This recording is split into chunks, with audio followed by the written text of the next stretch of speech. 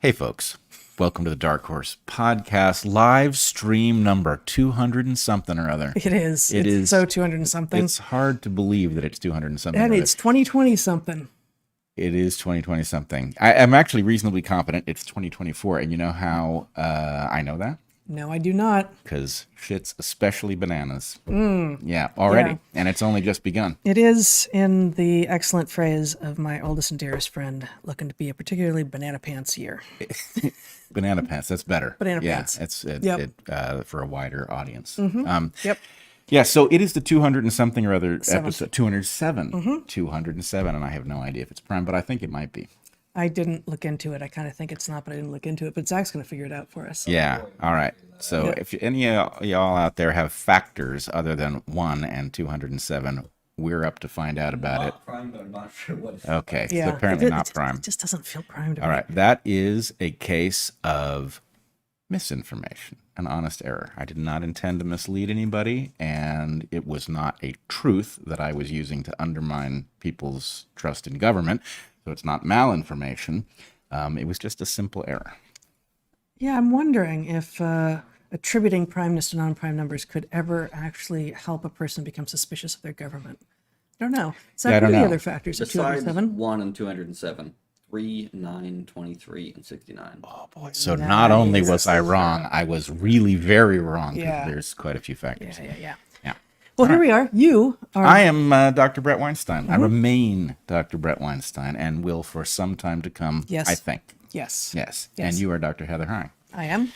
Will remain so. Hey, join us on Rumble. That's where we are streaming to.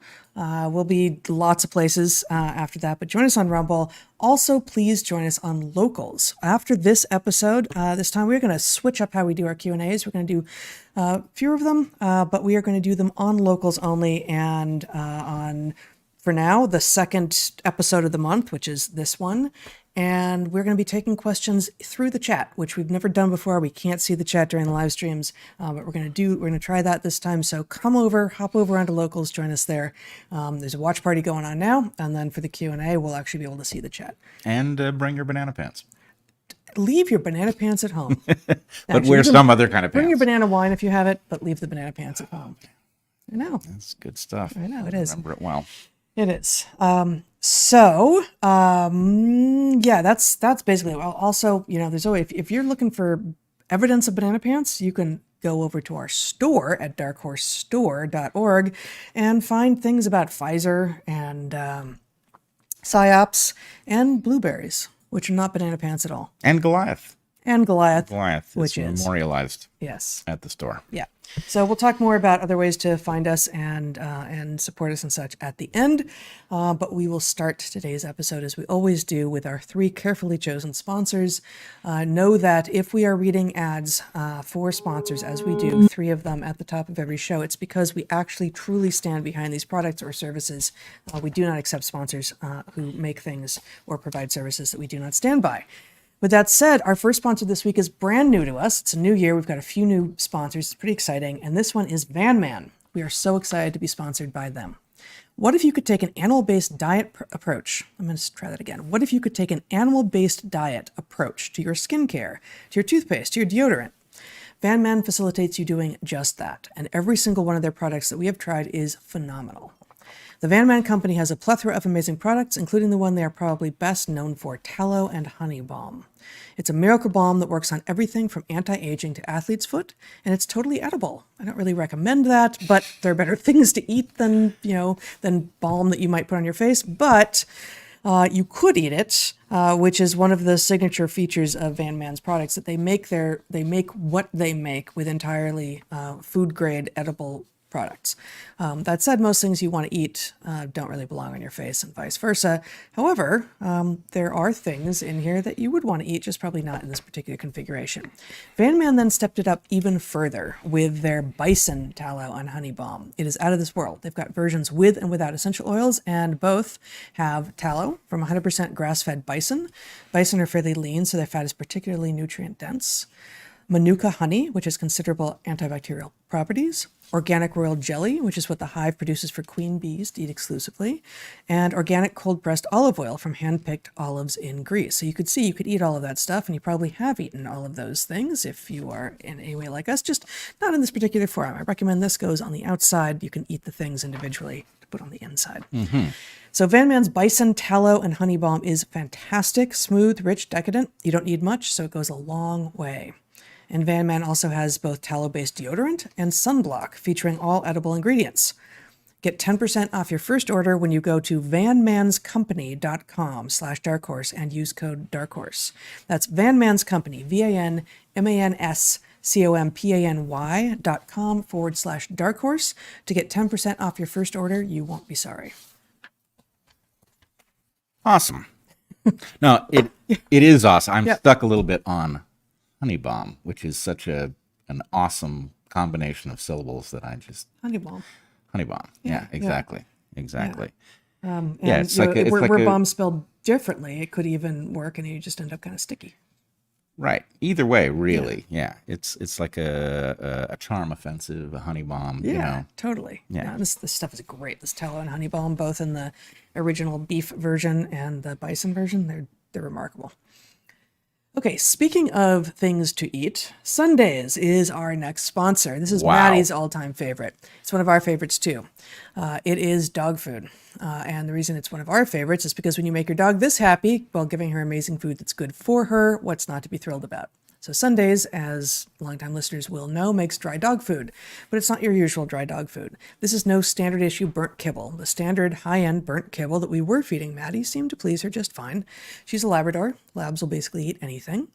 But it turns out that Maddie does discriminate. She loves the food that Sundays makes. Seriously, loves it. If we run out of Sundays and give her the previous high-end kibble instead, she is clearly disappointed. We should be giving her Sundays. She knows it, and we know it. Not only is Sundays Maddie's favorite, it is also far better for her than that standard burnt kibble that comprises most dried dog food. Sundays is the only human-grade air-dried dog food. Air drying combines the best of cooked and raw approaches, like raw. Air drying preserves nutrients and tastes better than the high-heat methods. Better than raw, though, Sunday's unique air drying process includes a kill step, which kills pathogens, so unlike freeze-dried raw or frozen raw dog foods, there is no food safety or handling risk with Sundays. And Sundays has no artificial binders, synthetic additives, or other garbage. All of Sunday's ingredients are easy to pronounce and healthy for dogs to eat. Sundays is an amazing way to feed your dog. There's no fridge, no prep, no cleanup, no wet dog food smells. It's a total pleasure for the human interacting with it, which is a bonus. In a blind taste test, Sundays outperformed leading competitors 42-0. And our own little anecdote, Maddie, our Labrador, not so little, but little enough, supports that result. She bounces and spins and leaps in anticipation of a bowl of Sundays, way more than for her previous food. Do you want to make your dog happy with her diet and keep her healthy? Try Sundays. We've got a special deal for our listeners. Receive 35% off your first order. Go to sundaysfordogs.com/darkhorse or use code darkhorse at checkout. That's sundaysfordogs.com/darkhorse. Switch to Sundays and feel good about what you're feeding your dog. Not only that, but in some sort of mini collapse scenario, if you ended up having to share your dog's food, you would be so glad it's Sundays. I speak from experience. I mean, not from the mini apocalypse experience, but from the having tried it and it's good. And not also from getting down on the ground and eating from her bowl, which is gross. Oh, also undignified. I mean, just really bad. That doesn't necessarily stop you. I mean, you can eat Sundays. That's true. That is true. But I mean, that was more dignified than you would imagine. Yeah, much better, much more dignified. I mean, it was a little badass at some level, right? And I mean, we're only taking your word for it. I guess that's true. Yeah, I didn't guess see that's it. true. Well, I might have to repeat it. You might, on camera even. All right. I'm willing. But here we go. I mean, I have not tasted it, but it looks edible. It is. Yeah. It is edible. Yeah. All right. Our final sponsor this week, it will be no surprise to you, is MD Hearing. Now, MD Hearing does not make hearing ear dogs, but it does make hearing aids. Now, we have friends, hearing ear dog? Yeah, it's good. I think so. Yeah, I think it's clearly an open niche in the market. It's a thought on thunk, but now thousands of people have thunk it. Yeah, which I think is progress. And now they're wishing that they didn't have their hearing ear dogs turned on so they didn't have to think thunk. Totally. But if you had a hearing ear dog I know what you should feed it. Okay. Back to the ad. We have friends and family who have hearing loss. There's a good chance that you do too. While we don't have need for hearing aids ourselves, we have a good friend who does. We asked her to assess MD Hearing's newest product carefully and honestly. Her testimonial is at the end of this ad. MD Hearing makes high-quality, simple, effective hearing aids for a tiny fraction of what most hearing aids cost, helping bring audio clarity and capacity to people who might not otherwise be able to afford it. MD Hearing was founded by an ENT surgeon who made it his mission to develop a quality hearing aid that anyone could afford. MD Hearing is an FDA-registered rechargeable hearing aid that costs a fraction of what typical hearing aids cost. MD Hearing's brand new XS model costs over 90% less than clinic hearing aids. You don't need a prescription, which also means there's no middleman. Here's the newest testimonial from our friend who has substantial hearing loss and who relies on hearing aids. We asked her to try MD Hearing's newest product, and this is what she said. MD Hearing Aid's new Neo XS hearing aids are powerful, energy efficient, and tiny. They come with settings for quiet, social, noisy, and restaurant situations. The battery life is over 18 hours with a short recharge time. The restaurant setting actually works better than the restaurant settings on my far more expensive pair, amplifying sound within several feet of me, muffling sound in the rest of the environment. Wow, that sounds good. That was me editorializing. Back to her quote. I also tested them in a room with a white noise generator, in Discord voice chat, and on phone calls with and without speaker. As with the previous sets I've tested, the only significant difference between these and my usual set, hearing aids that cost about 12 times as much, is smartphone integration with app control. But with that single exception, MD Hearing Aid is making all the hearing functionality for very expensive hearing aids accessible to everyone. End testimonial. So if you want MD Hearing Aid's smallest hearing aid ever, go to shopmdhearing.com and use promo code DARKHORSE to get their new $397 when you buy a pair offer. That's shopmdhearing.com and use the promo code DARKHORSE to get their new $397 when you buy a pair offer. All right.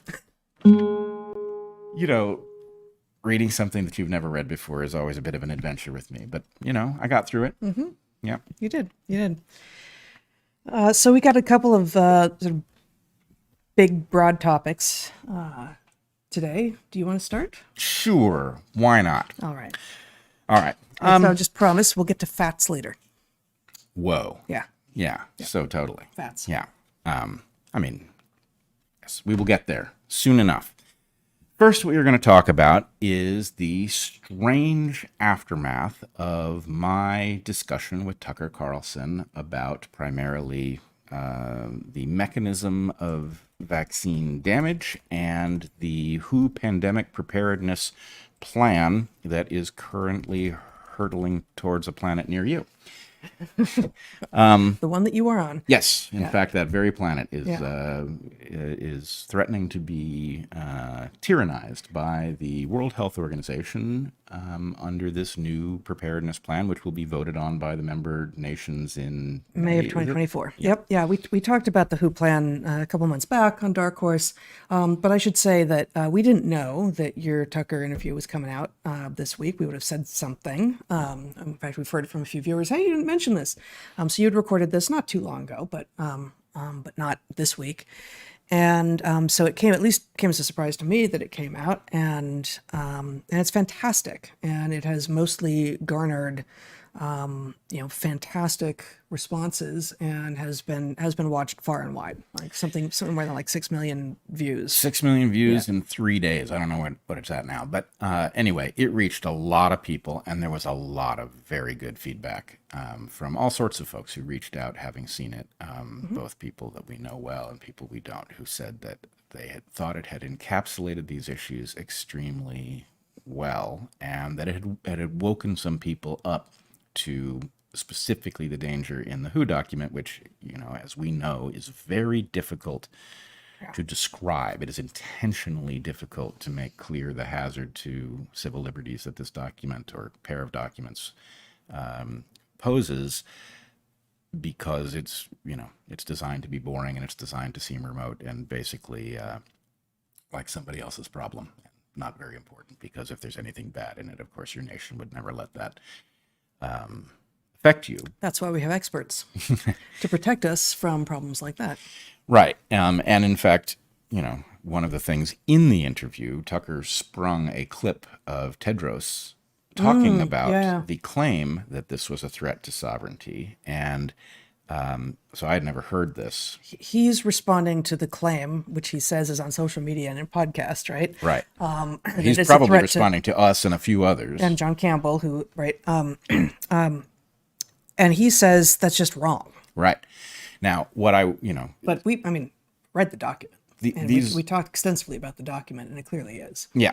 Well, what I said on Tucker's program was that Tedros was just lying. And of course, what he said was tantamount to a lie. But on re-listening to it, I now see something more in what Tedros said, which is this is not a violation of sovereignty. And then he implies the reason it is not a violation of sovereignty is because your nations, in which you have nominally elected people to govern you, will have signed on to it. So he is effectively acknowledging that they are going to override your sovereignty, but says that that's all within sovereignty because you agreed to it. When will you have agreed to it? Well, you were supposed to not notice that it was happening, and then your government was supposed to agree to it in May, and then the WHO was going to declare some emergency, and suddenly things that you were never asked about were going to show up on your doorstep. It's like he's making a claim of a kind of meta-representative democracy in which your government is who you actually elected, even though it's now, for most of us, a couple of levels deep of representative democracy. And they are then using that proxy and saying, okay, now you get, like, the WHO gets to actually do its bidding on our behalf because you voted for us. Well, there are two things that are relevant here. One of them is you and I sometimes reference the beginning of the Hitchhiker's Guide to the Galaxy, in which there is a parallel set of disasters happening at two very different scales. Arthur Dent's house is being knocked down by some local construction group to put through a highway, and his knowledge that his house was to be knocked down was somehow bureaucratically buried so that he didn't quite notice that it was happening till he notices something out his window as he's brushing his teeth, and it begins to dawn on him, yellow, there's something out there, it's a bulldozer. And at the exact moment that they're about to knock down his house, a hyperspace bypass is scheduled to be put right through where the Earth is, and so the Earth is going to be destroyed by the Vogons, and there's some back and forth. Somebody on Earth manages to send a message back to the Vogons saying, you can't destroy the Earth to put in a bypass. And the Vogons say, well, the paperwork that was supposed to allow you to complain about this has been on file at Alpha Centauri. The right time to complain is past. There was plenty of opportunity. It was in the basement, and yes, the stairs were missing, and it was flooded, and there were crocodiles, and it was in a locked cabinet that was rusty and probably would have given you tetanus if you gotten near it, and all this. But there was an opportunity. Yeah, don't say you didn't have the right to challenge this, and now that time has passed. So anyway, Tedros is effectively be prepared to die. Right. Tedros is effectively invoking this defense that some document that you barely know is happening has moved through some channels that you're barely aware exist, that is going to result in all of your freedoms disappearing. But the point is, you can't say you didn't have the right to object through your representatives.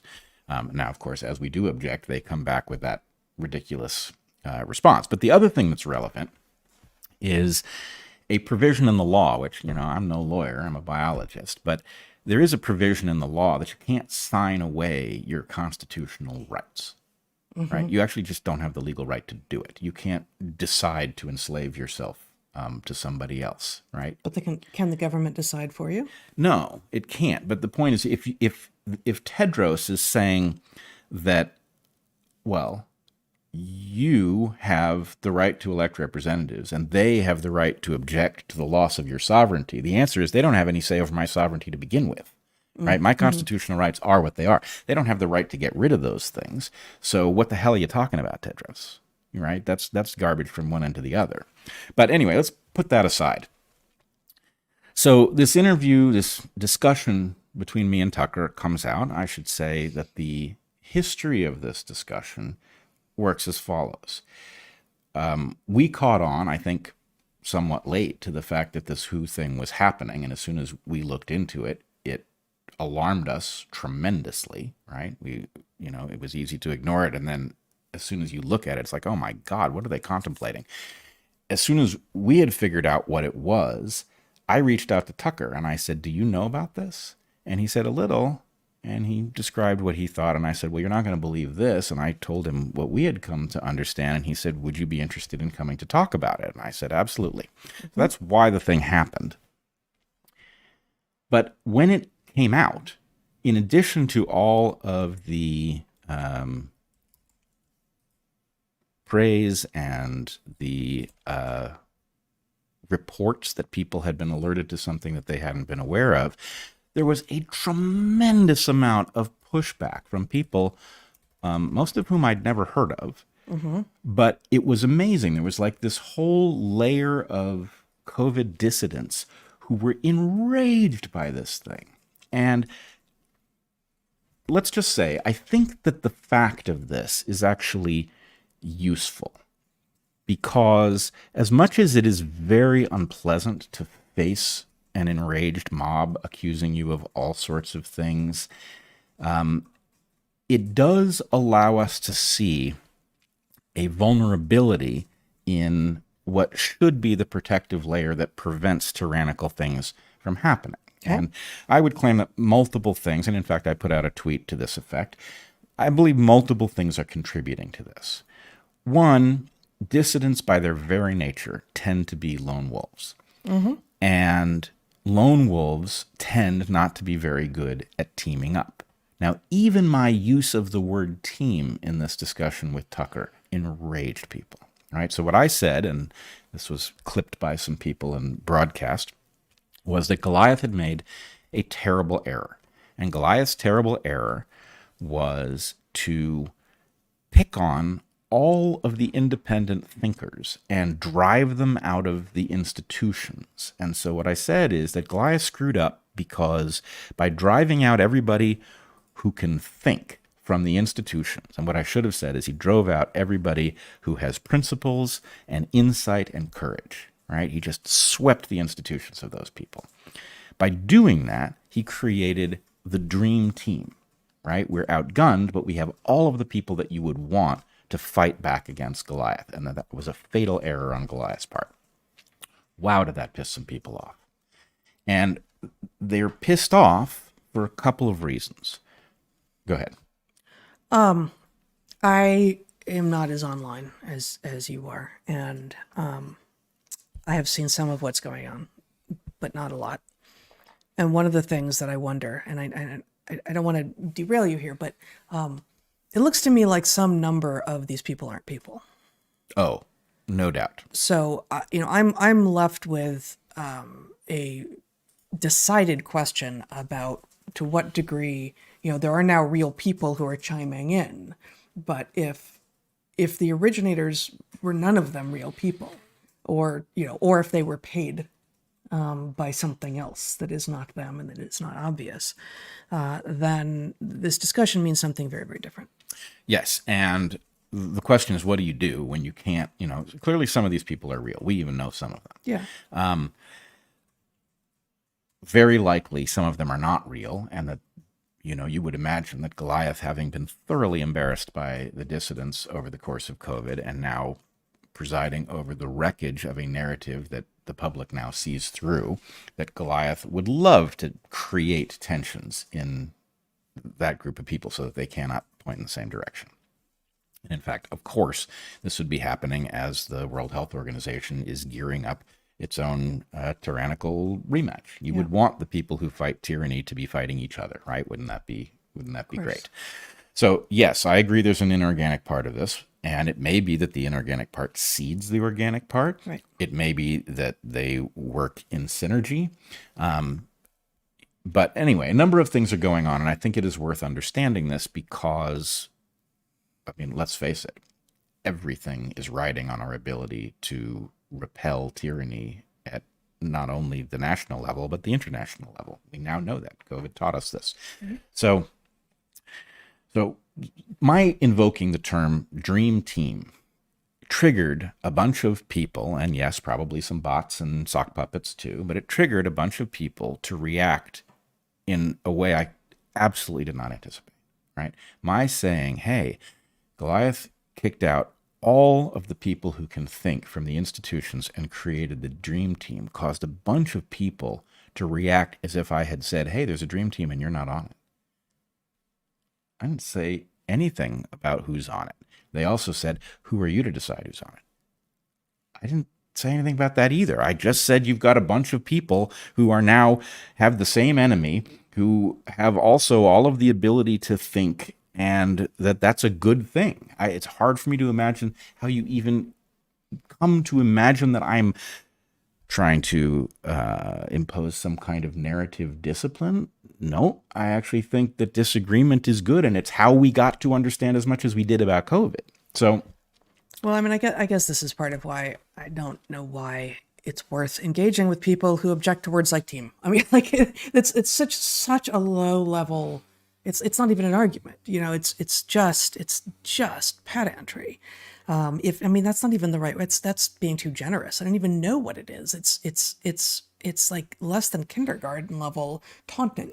Well, so first of all, I did engage one of these people, or I tried to, and it sort of went superficially well, and then it didn't go well at all, and I don't know why that is. But I do want to point out a couple things. One, the name of this podcast is Dark Horse. That's not an accident. This podcast is about people that you wouldn't expect to find themselves at the forefront of an important fight or whatever it is, who show up out of nowhere. That is expected, right to the point that this podcast was named that before there was ever a battle over COVID, before there was a COVID. So the point is, the idea... At least before we knew it.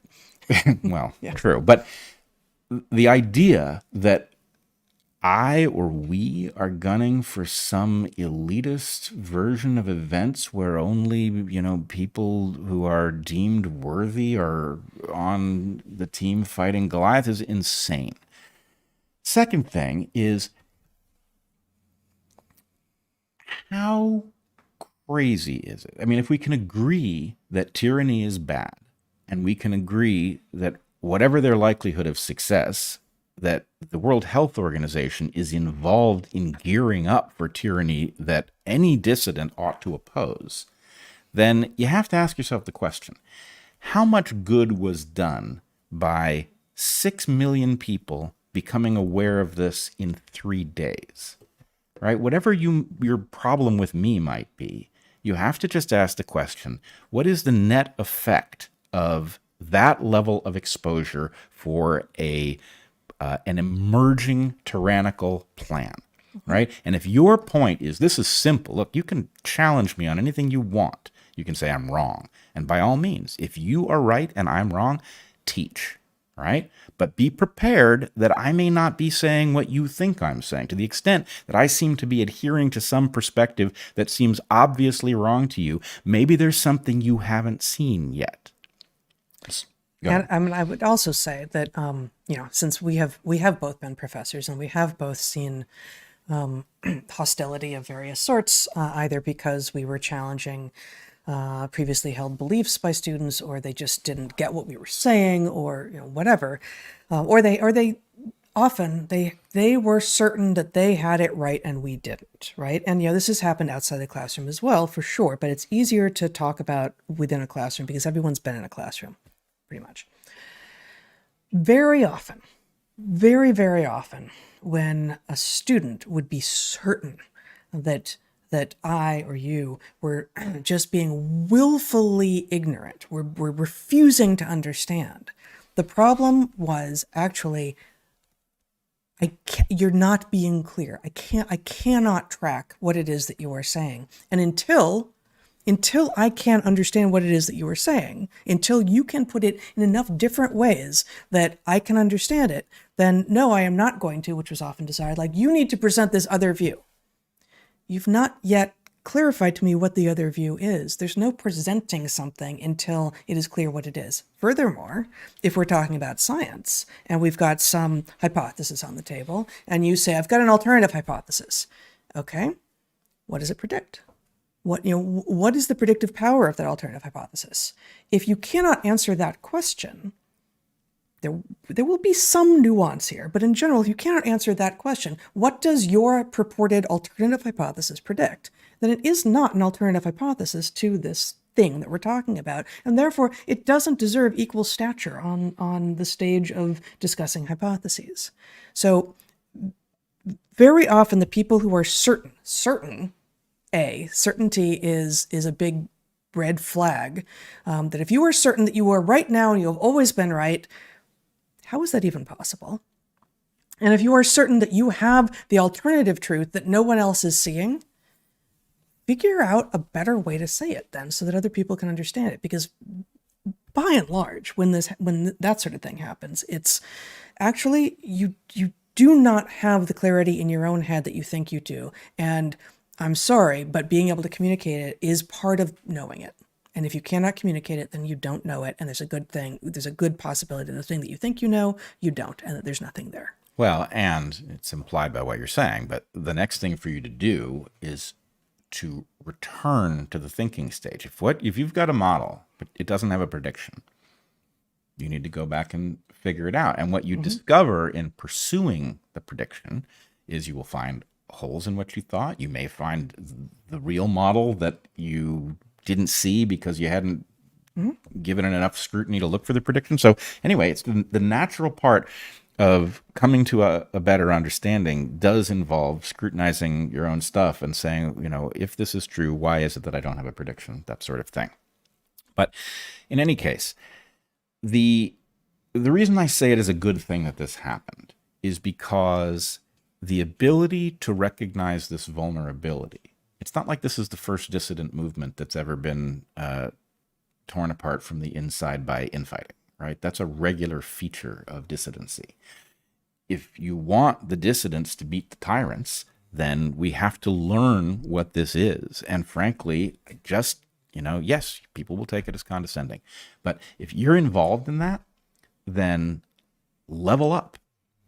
Come to understand where you are. If you understand better than the people who are on the big podcast, okay, refine your message. Figure out how to get it in front of us, and we'll elevate you. But, and I'm not saying it's our job to do that, but the point is you're looking at an organic movement of people, you and I are biology professors, and suddenly we're out here on the internet discussing these things in public because in part it overlaps the skill set that we developed as biology professors, in part because being a biology professor was no longer tenable at the point that the administration of the college we worked at turned the college over to, frankly, a crazed mob that doesn't look so different than the dissidents who are currently claiming that they've been mistreated. So anyway, I do think it is valuable for all of us to recognize it. And I want to draw an important distinction here. The dissident movement does not agree with itself about what happened during COVID. It does not agree with itself about the priorities going forward. There are large zones of agreement, and then there are large zones of disagreement. There's no problem with that. That's how we get smarter, right? So there's lots of people, Dennis Raincourt, for example, Nick Hudson. These are people with whom we have profound disagreements. But there's no disrespect, right? There's no inability to sit across the table from the person and say, actually, here's why I think you have that wrong. And they can say, here's why you have it wrong. And the point is, sooner or later, these things resolve over time. That's the way it should work. And I believe, I've met some of these people and not nearly as many as you have, but I believe always that there is a shared interest in figuring out what is right. That on the question of SARS-CoV-2, the virus, does it exist? What I have seen suggests to me that it does. I don't want it to. I'm not invested in that as a reality, as an outcome. What I want is to know if I am wrong, that I am wrong, so that I can reconsider all of the other things that I think that may hinge on that basic fundamental assumption. That, that is what I want. Now we will start to identify with some of our beliefs, right? Even things that we think are factual, we will start to wear them like they're part of who we are, and that is when it becomes dangerous because it is harder to back off. But I think one of the big issues that people, as you were saying, in the dissident community disagree about is whether or not there is actually a virus. And I don't, I know what I think based on what I have seen. And it's not important to me that I'm right. What's important to me is that I discover what is right as soon as I can. Now, that doesn't mean that that's my priority, because there are an infinite number of things about which people disagree. And, we are constantly, both you and I are constantly being dragged into, or people are attempting to drag us into, like, oh, this thing I think you're wrong about, and therefore you have to focus here so that you could clarify your understanding there. It's like, you know what? I get to choose. I get to choose which of the things that I am thinking about right now I'm going to focus on. And that allows me to have in the background some things which, yes, may be wrong, but this is part of why I say that certainty is one of the biggest problems, and that people who claim that they are certain and that the only way to be trusted is to have been right first all along, you know what? You're never going to be right first all along. And so if that's really your precondition for trusting someone, you're going to be wrong. Yeah. There's also, how can I say this? One of the things that I think is clearly true is that I unfortunately don't have a synonym for the word game. I know from taking game theory very seriously that the problem with game being in the title of it is it suggests a kind of trivial, frivolous aspect. And you and I are deadly serious about getting stuff right and standing for what matters, standing for individual liberty, sovereignty, informed consent, all of these values. The ability to do that, to have a discussion with somebody like Tucker or Rogan, or to go on, even worse, the worst of these are network programs where they give you 3 minutes, maybe they tell you they give you 5 minutes, and then, 3 minutes before they put you on, they say it's been cut to 3 because somebody went long, and you're trying to keep your wits about you. It's very difficult. But the thing about a big, a live to tape is the term for it, but where you have a discussion, nobody's going to edit it, and you're trying to get it right on camera. That is much more difficult than it looks. That is a skill that involves tensions between many different values. And one of those values is getting it right? But getting it right, if you're not clear, is not valuable, right? And so there is a tendency for people who have not, I would say, in any of these opportunities, there is some, let's call it a value. What could be accomplished with that much time in front of that audience, right? That is always greater than what you set out to accomplish, right? Because you don't understand what might be accomplished. So you've already lost some value in going to what you can imagine doing in front of that audience in that amount of time. And then what you actually accomplish is even less than that, right? It's difficult to do the job. And so my point would be, if you haven't faced that situation, then you may think, why didn't he say this, right? Why didn't he get to that? And it's really not a fair comparison. You need to understand that actually the job is complex, and that the trade-offs are much greater than it seems when you're just watching the product of it.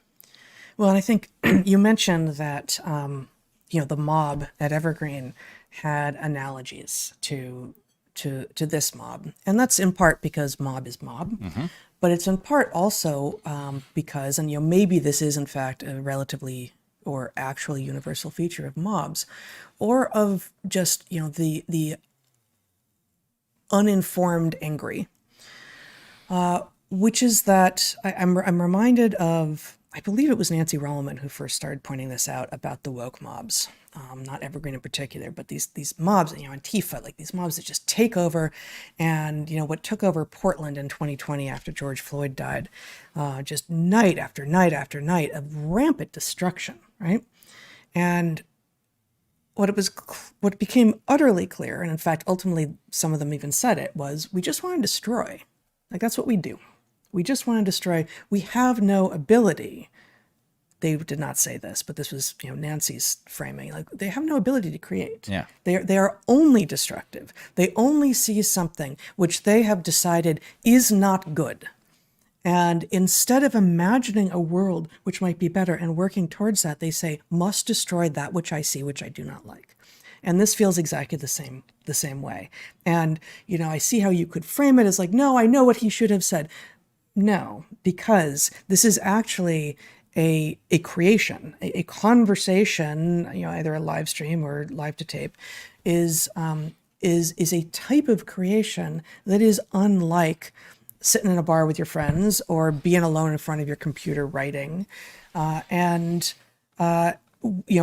Could perfection be obtained? Could you, could I, could any of us go through something that we have done and say, I wish I had said that better. Oh, I wish I'd remembered. Any talk anyone's ever given, right? Like, I forgot to do these two things, Yep. right? I do it every time. Every time, right? No matter how good your visuals are that are supposed to prompt you, nope, you skip right over something like some line that you had, like you miss it, right? So it's very easy to be an armchair critic, but more to the point, it's much easier. It's always easier to critique than to create, always. And I think this is actually part of what went wrong in academia as well, which was the sort of the elevation in all of these new pseudo fields, plus the takeover of most of the social sciences and many of the humanities as well, of criticism. And criticism is honorable and amazing, and in a great art class is absolutely necessary. And you need to expose your ideas scientifically to criticism of yourself, of your peers, of your enemies, everyone, right? But this idea of critique as the thing that is done, like literary theory is often just critique as opposed to generating new. And the fact is, that's lazy and that's easy by comparison. And that's what we've got here. There's a whole lot of critique and no ability necessarily to be like, oh, let me do it. Let me take an hour with Tucker and see how I could do it. Like, okay, that's not actually on offer. But the fact is, this isn't a job that and critique is easy. Slinging mud is easy. Well, I'm going to separate two things, and I'm going to go back to an analogy we've used before. In ecology is a very broken field, but it's got a few useful tools. One of them is the distinction between what's called exploitation competition and interference competition. Exploitation competition, if you imagine that if you're a hummingbird and there are flowers that are putting out nectar, then you are in competition with everything else that wants that nectar. And by exploiting the resource, you leave less of it for others, but you're not damaging others so that they can't get to the resource, right? You are competing by exploiting the resource at a higher rate than they are. I think critique in this context, if somebody is angry at me because of something I've said, they want to put out stuff that shows why I've got it wrong, right? Then the point is there's a space of attention, of thoughts, and they may very well eclipse me, and that's to the good. And then my next move is I see this thing and I think, actually, they have a point there. Actually, they don't have a point here. I may respond to that thing. That makes us all stronger. And what it does that's most important is it makes us most likely to succeed in the important goal, which is defeating whatever it is that's moving through the World Health Organization, claiming that our surrender of our sovereignty is our own goddamn fault. So if you want to engage in competitive behavior, and critique is part of that, by all means, do it, and do it well. The better you do it, the better off we are. On the other hand, If what you're going to do is go after people who are trying to do the right thing, people who are behaving in an honorable fashion, doing the best they can, trying to make things better for us, you are part of the problem. And that's interference competition, right? That's poisoning the soil so your competitors can't grow. That is not elevating anybody. And what does it do? It absolutely makes it more likely that the tyrants are going to do exactly the stuff that you don't want them to do, that you claim is motivating your anger at me. So Yep. I should say we haven't mentioned lockdown specifically yet. The reason the most concentrated criticism that I am getting is on my position relative to lockdowns. And I feel stuck in this case because I know what my position is and I know why it is my position. My position has changed several times about lockdowns. I can articulate what it is today, but the last thing I want to do, if there's anybody who has had the advanced training course in facing angry, confused mobs, it's me. I know that if I do what these people want, right?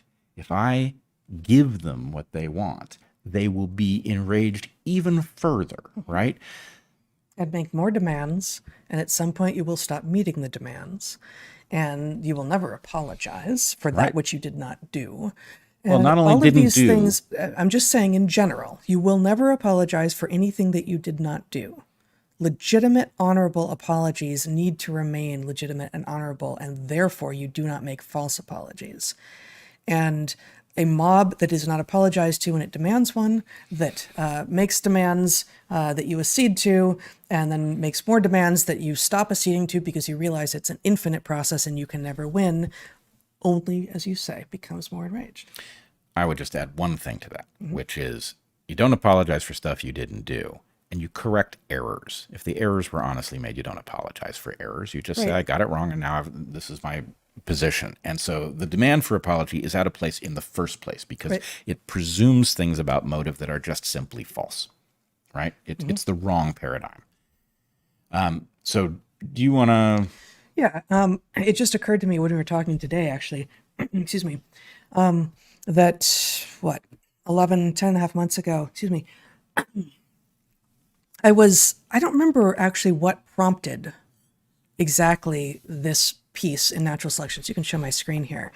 But I wrote a piece that was not exhaustive at all, but basically laying out the points that we have been making on COVID, on Dark Horse, from the beginning, and a few of a few errors, especially early on, and a bunch of not errors in which we were right, we were early, we lost, we lost a lot, right? We were demonetized and lost lost people and such, but Demonetize, I would point out, it's become ever clearer the more time has passed.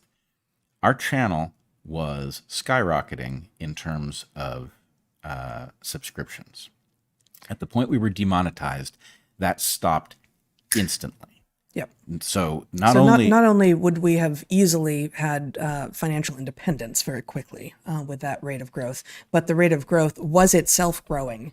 With the money that was coming in, and the rate of growth was high. And the capping of the size of the channel has effects on all kinds of things because when you publish a book, when you try to get advertisers to sign on, everything is scaled to how big is your reach. So these things matter. So yes, we paid a high price.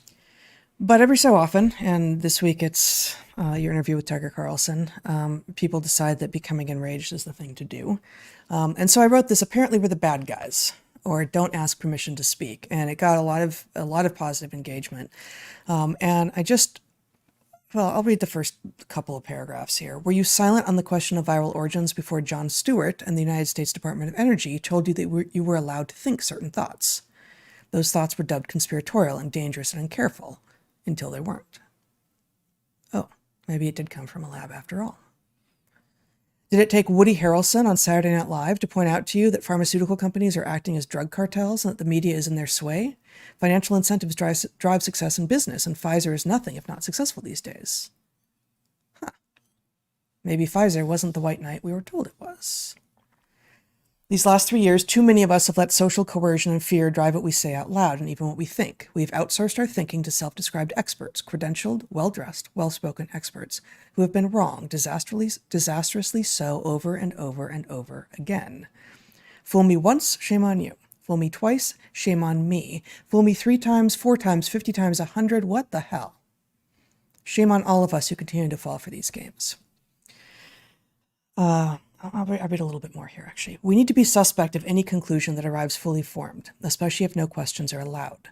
In response to pronouncements from the government and health agencies, get in the habit of saying, I'm not sure about that.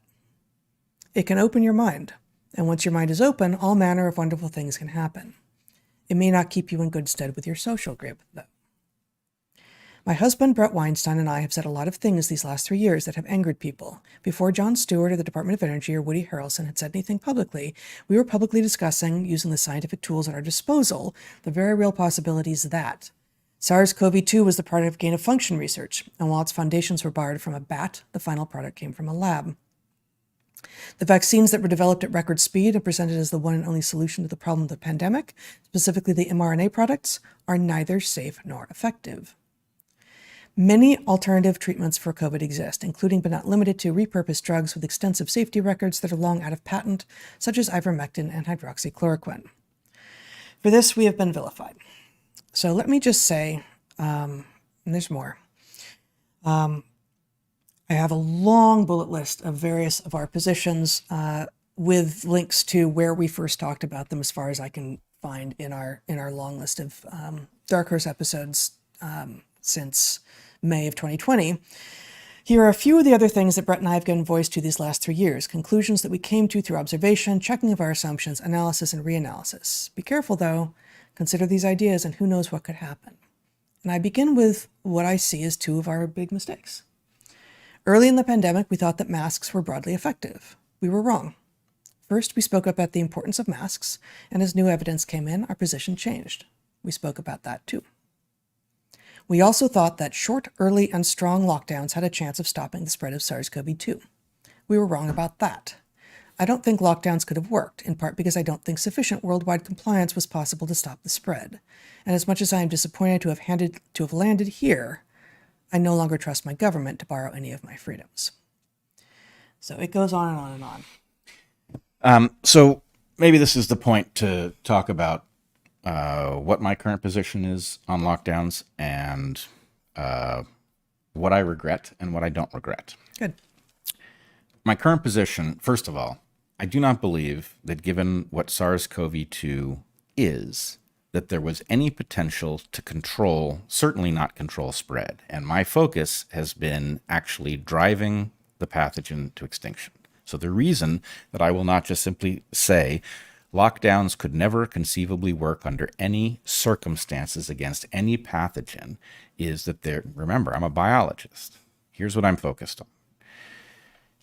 A novel pathogen that were to jump by human meddling or some other mechanism into the human population from some animal source that therefore starts out at some low level but has significant virulence. So I'm just painting a scenario here.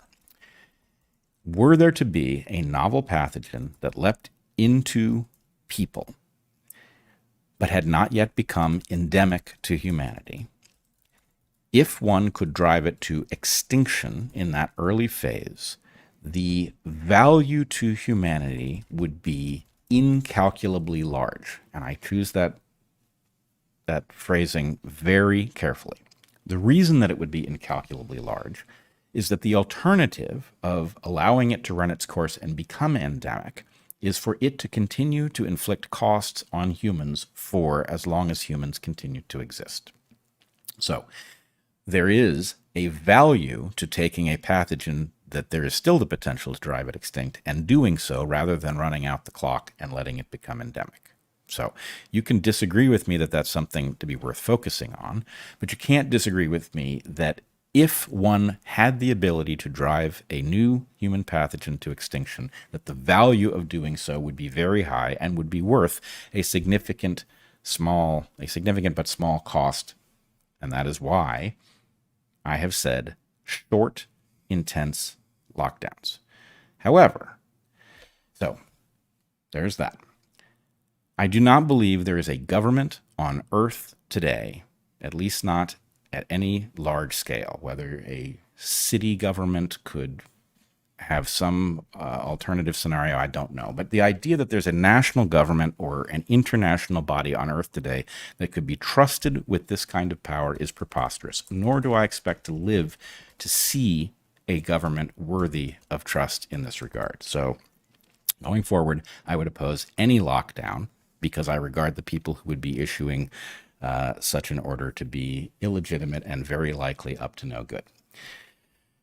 But the point is, when I have presented this idea, I have said it as a brief, intense lockdown accompanied by high-quality testing, and the idea is, in this scenario, a pathogen that spread and burned itself out in some short period of time, and where in those rare cases where for some reason it was able to bounce around for long enough to escape that period of weeks, you would be able to find it with the testing.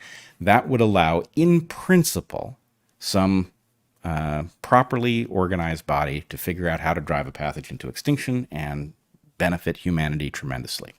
Again, I would oppose any lockdown that came from normal Earth governments at the moment, but I do not rule out the possibility that in the future you could face a pathogen that it would be worth doing. What's more, I would point this out. The reason, so the folks who are attacking me have been very focused on the idea that I, in some hypothetical scenario, favor something like an intense lockdown. And they've been very avoidant of why that is paired with short duration. In other words, if you're looking to paint me as a villain, you would focus on the one thing and you would ignore the other, which they have done. They have also ignored the fact that I've said that absent good testing, this would be pointless. I'm not arguing that this is a useful way to control the spread of a pathogen. I'm arguing that in the brief period before something becomes endemic, that it could be used to drive a pathogen to extinction, and that the disproportionate value of preventing a pathogen from becoming endemic is of a different sort. And I would argue that reasonable people all understand that although civil liberties are sacrosanct and should be, that there are circumstances in which you make a compromise. So, for example, no reasonable person would argue that if you have an active shooter and they are wandering through a school, that locking down the population of that school is a violation of their civil liberties that we ought to complain about, right? Giving the police the ability to have access to the shooter and keeping people safe from the shooter is a perfectly reasonable reason to have a lockdown. Is it an abridgment of people's civil liberties? You bet it is, but we all understand why, right? Likewise, if you presumably had somebody, if somebody released smallpox from one of the places where it is maintained under lock and key, and some person had smallpox and they were wandering around a hospital, would it make sense to lock down the population of the hospital so that they didn't contact the person with smallpox? Yes, it would. So the only reason I'm pointing this out is that even though civil liberties are sacrosanct, we can all understand that there are circumstances in which it makes sense to prioritize something else briefly. And that is an extension of the argument that I've been making. That said, I am not favoring lockdowns. I do not believe they were ever appropriate for SARS-CoV-2, nor was the rationale that we were given for those lockdowns the one that I'm pointing to.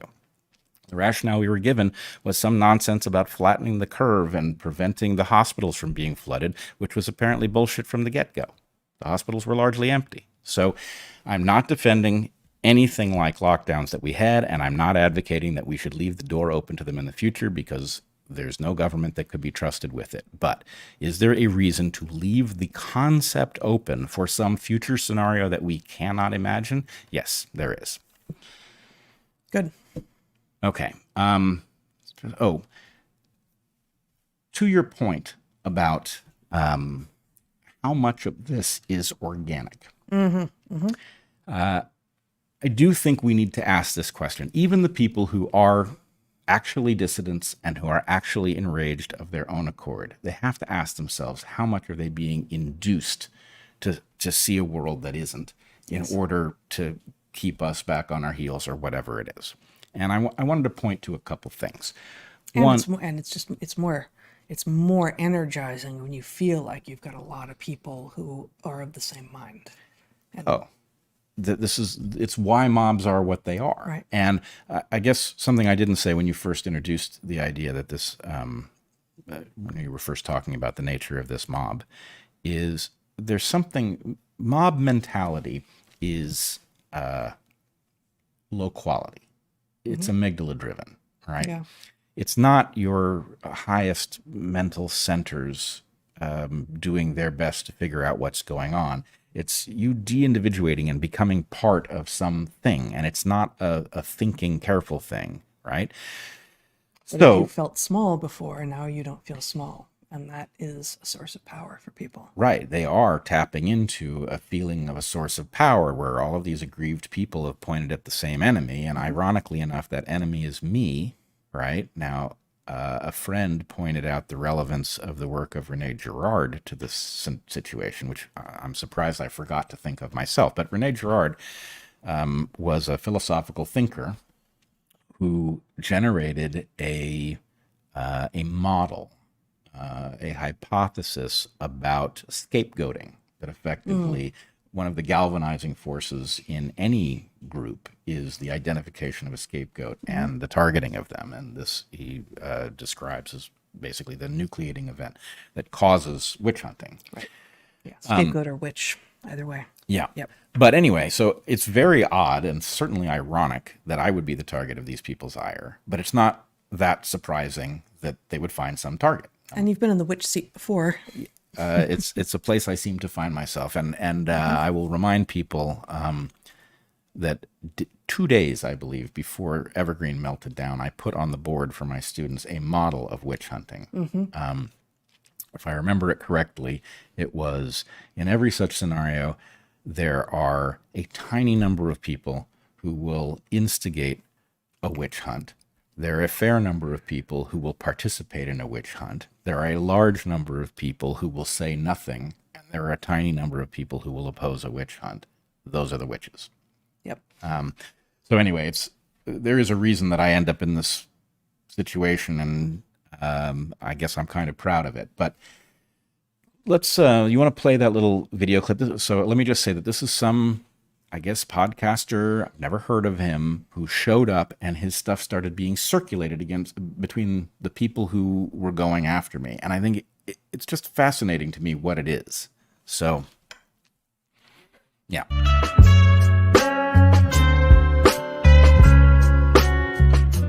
For today, lastly, we're going to get into a little bit of contentious territory here. I have been openly critical of podcaster Bret Weinstein. I used to watch Bret's show. A lot of y'all might remember in the first episode of this podcast, I specifically called out Bret for his views espousing a genetic Jewish supremacy, let's say, this idea that the Jewish people are genetically superior to everyone else and more inherently more intelligent than everyone else. And I've also been super vocal about my issues with his coverage of the COVID response. And it seems like some people are starting to catch up with that. This account on Twitter, Jessica Hockett, I don't know her. I don't know who she is or whatever, but she recently posted this clip of Bret on somebody's show. I guess this is Michael Schellenberger, who was a reporter. So here's what's interesting. Extraordinary. Yeah. He says that he's been critical of me for arguing that Jews are genetically superior. Now, I know that I have never said this, because I know that I believe it's not true, which is something I have said. And this I'm, is not something about which you've changed your mind. no, this is something This I is have been something you have arguing. always known. I have been arguing this from long before I was in the public eye. The unlikeliness of genetic superiority is, I believe, a biologically important argument. And that, anyway, so I don't know where he gets this or if it's organic at all. I know it's inflammatory. It's super inflammatory. And I mean, you just have to wonder, do they think you're someone else? Are they just making it up out of whole cloth? Well, And, there's going to be things, I mean, that's too absurd, right? This is actually a topic on which you have talked many, many times and have been very clear every time, and there's just no ambiguity. There are others who are ambiguous because maybe they do actually have cryptic beliefs they don't really feel like saying yet, and but that's not you. But it does reveal, though, how many such points could be made where you're like, God, I don't know. I don't think that, but I do have more nuance than you might think. And oh gosh, what did they think I said? Like they could cause a person to spin. Not this one, because this is too obviously wrong, right? But there are so many topics on which you can get people spun up. yeah, but this one, at this moment in history, this one is particularly useful, Right. right? Yeah. You have a resurgence in anti-Semitism. You have a Yep. very dangerous situation in the Middle East continuing to unfold. And so just sort of introducing the idea that I harbor this belief and that he's been critical of me. So at the very best, he is incredibly sloppy and doesn't know what he's talking about, and has misunderstood something about my belief or who I am or whatever. But let's just say it doesn't really matter because nobody checked him. Nobody asked him for receipts on that. Right. It was just taken to be, oh, yeah, Bret sucks. Yeah, here's another one of the things he's terrible about, right? Yep. Okay. Then he doesn't even know enough about what he's talking about to recognize that that's my podcast, not Schellenberger's podcast. So he's completely misunderstood the context. It's as if Schellenberger is asking me about this. No, I sat down with Schellenberger and had this conversation. So anyway, it's extremely sloppy. And this Yeah, sloppiness, you're in a space that's not your own, but that's just because you were traveling. But it's Dark Horse. yeah. Yeah. But the sloppiness is extreme. And again, a mob is not a careful thinking entity. It is a verificationist entity. It is an overfitting engine, right? It is looking for confirmation of the villainy of the thing it's targeted at. It's not looking for disconfirming evidence that would cause, how often in this circumstance or any of these witch hunts does somebody say, oh, wait a minute, that's a piece of evidence I didn't know about. Maybe I shouldn't be in this mob at all. I'll be over there while you guys are witch hunting because I now know something is off, right? That's not one of the features of these mobs. But here's the thing. Even in an actual mob, you were able to reach some people. And so the asynchronous virtual nature of an online mob is even harder to dissuade, is even harder to dismantle. Because when the actual mob came for you, you reached people. And you ended up talking to people, and they ended up having thoughts and questions that they never imagined that they would have. It was real time, you were face to face, and they were able to see and perceive through all of the things we don't have language for, that you were actually willing and interested in engaging them, and that what they were bringing to you as their claims against you were actually surprising to you, that these were not true. Right? The things that they said were true of you were not true. And you were surprised that anyone thought that. And that actually goes a ways, right? There's no way to do that. When there's a bunch of people putting out content constantly that's just full of, and again, we have no idea. Is it lies? Is it intentional? It's wrong. Either way, it's wrong. But it's much, much harder to actually take apart a mob when it is both asynchronous and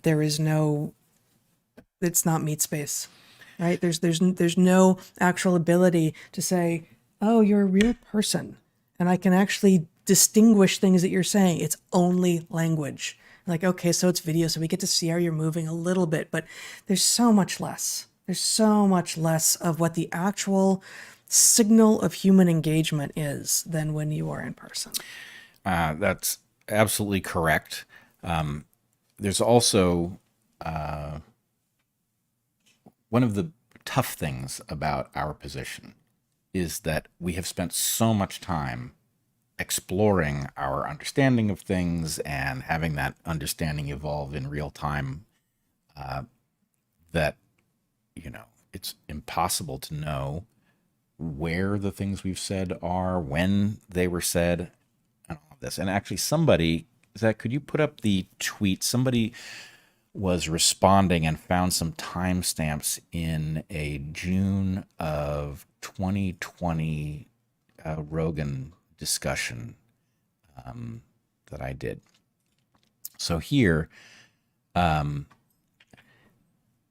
somebody came to my defense and pointed out that in June of 2020, on the JRE podcast, at 1:54:08, I said, in my opinion, we should have locked down severely for 6 weeks or something. And then the quote continues. And then at 2:02:20, I said, we should be outdoors. We should not be locking down those environments at all.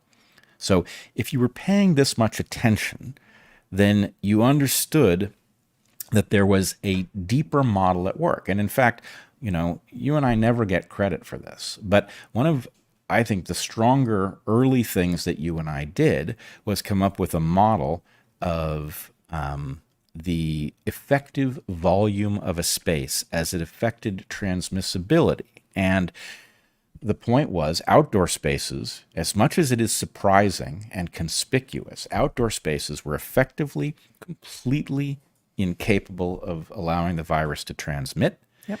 And therefore, the locking of them down was an absurdity. And you and I were shouting from the rooftops, there's no way you should be locking down beaches and state parks. You should be encouraging people to go there. What's more, in our book, the first draft of it was finished as we emerged from the jungle, having completed that draft. And No, but a couple months later. As lockdowns were hitting, the first draft was being submitted in March of 2020. okay, the addendum that was written after we emerged from the jungle, when we heard about COVID for the first time. So you and I went to Ecuador and worked on the book. And when we emerged, we learned about what was then called novel coronavirus. So the point is, the book was written without knowledge of the fact that there was going to be this pseudo-emergency or whatever. We added something to the book. And what we added was a section which we have covered here on Dark Horse. And what it says is, as a thought experiment, if human beings could have agreed to stay outdoors for 2 weeks, we could have driven SARS-CoV-2 from the face of the earth, because it can't apparently transmit outdoors. Now, I worried a lot when we used to talk about the fact that it did not appear to transmit outside, that evolutionarily it would learn that trick sooner or later. I don't know if it has.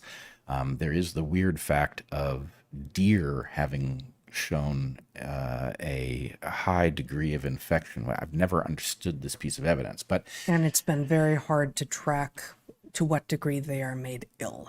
Like I don't trust those data. there's something odd about it, that a virus that doesn't transmit between people outdoors should have reached a high level of penetrance in a wild creature. When did that happen? So anyway, we don't know what that means. But the point is, if your point is, Bret and Heather are pro-lockdown, when you and I were shouting about the fact that we were being driven indoors, which is where the virus transmits, and forbidden to go outdoors, and that was an absurdity at every level, right? You're not seeing the full picture. The mob should be puzzling over the fact that it's got some evidence. Yes, I have said that there are circumstances in which a lockdown could make sense, but then we've also said a bunch of things that are completely inconsistent. And what's more, the interview in question is targeted at derailing the tyrannical capacity of the World Health Organization to create global lockdowns. So what the hell, people? Wake up.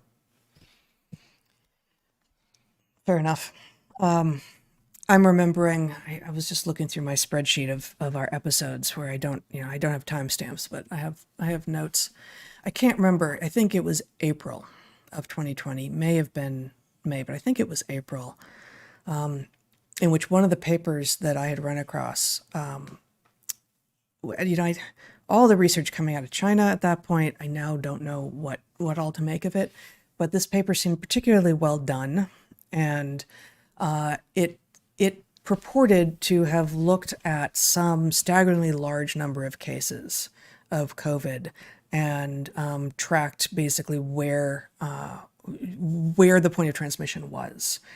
And there was one and only one case, which could be attributed to an outdoor transmission. And it was a guy who was extremely sick, hacking right up next to his neighbor in some contentious conversation. Maybe I've made up contentious, but in some conversation that went on for a long time, in which he's up close and he's hacking, and that's the only one.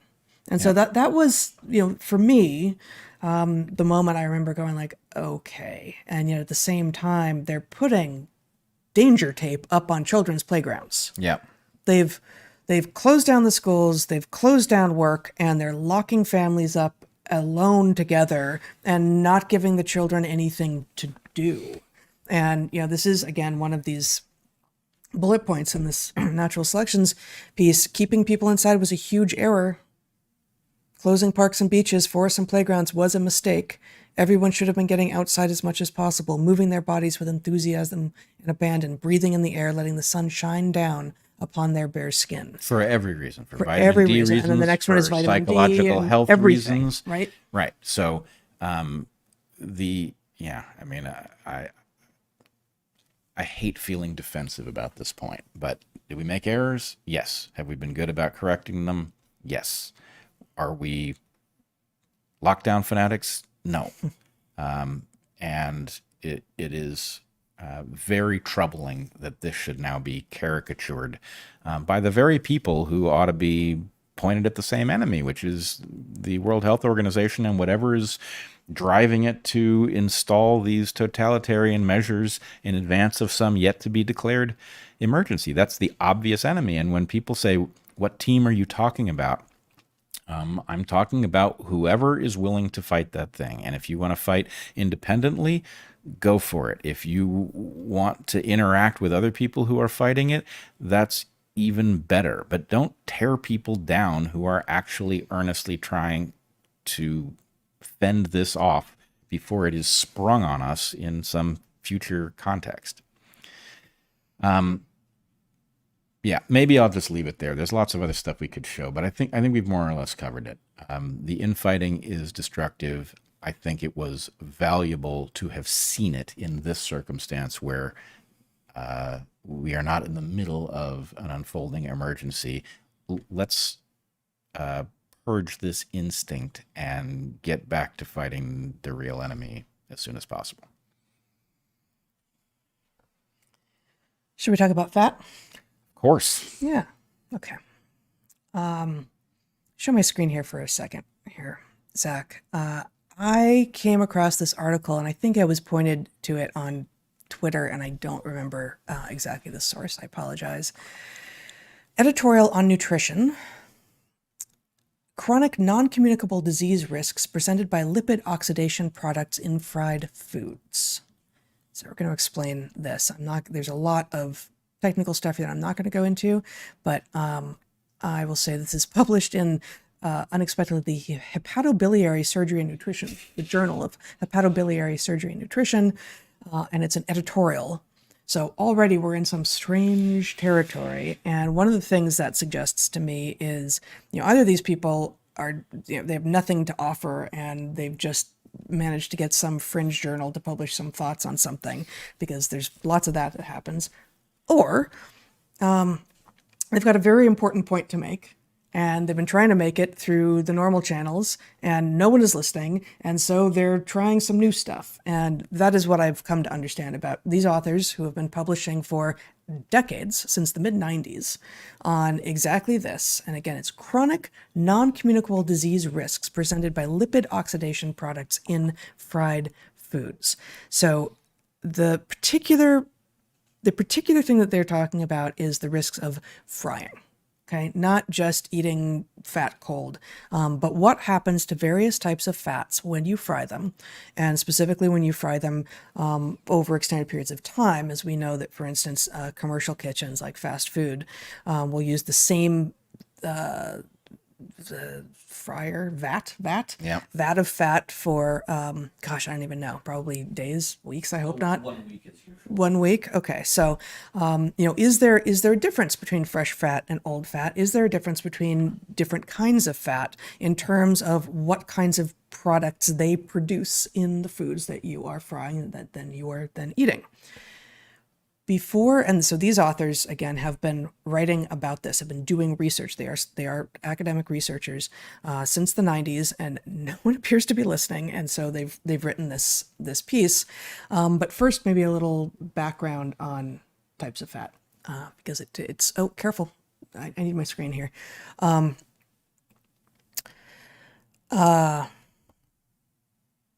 see, what did I want to show? Okay. Before, don't show my screen here. They're talking about saturated fats, unsaturated fats, and somehow the world has already cottoned to the fact that trans fats aren't good for you. So they're not even looking at trans fats particularly. But there are 4 basic, and specifically they're talking about fatty acids, which I'm just shortening to fats.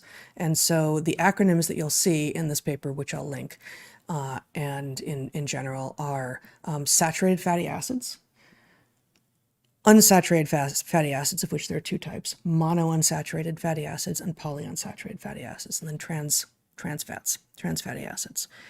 And basically, the saturated fatty acids are typically things like, fats that have a high degree of saturated fat are solid at room temperature, and they come from animals. Things like butter and tallow and lard and such.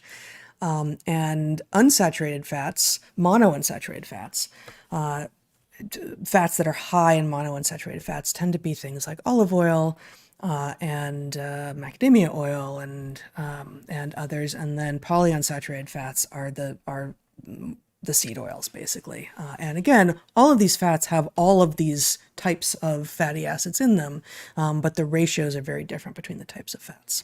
So, anything that when people say vegetable oil, what they actually mean is seed oil, and that's like canola oil and safflower and sunflower and grapeseed, or grapeseed and canola are the same thing, I think. Is that right? No, that is different. That's different. And then trans fats don't occur in nature. Basically, that's something that we've created, and it's stuff like shortening that is also solid at room temperature, and it was created probably because people like their butter and their bacon fat, and they wanted something spreadable that felt like butter that they could use. So, I don't think you've said saturated with what. So we're about to go there.